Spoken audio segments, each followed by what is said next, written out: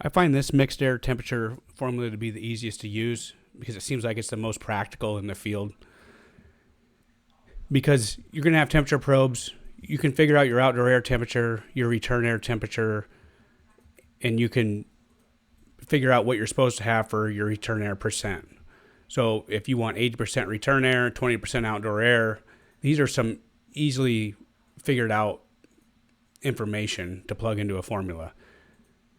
The only problem is that you need to have some temperature difference between the outdoor and return air. So I'm going to say 10 degrees. You can't have 7-degree return air or 7-degree outdoor air and have this equation work properly.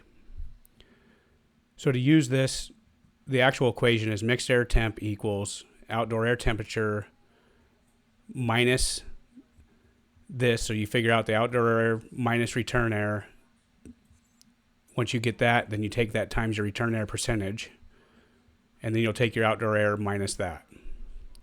So for example, if I have 9-degree outdoor air, my return air is 70, and I want 80% return air, then I just put this into the formula. So 90 minus 70 ends up being 20. So you take 20 times 0.8%, which ends up being 16. You just keep bringing your 90 down. You take 90 minus 16, so your mixed air should be 74. If you knew enthalpies, you could do the same style of equation as that, but that's not as practical as just reading outdoor air temperature, return air temperature, and then putting a probe in there and figure out what your mixed air actually is.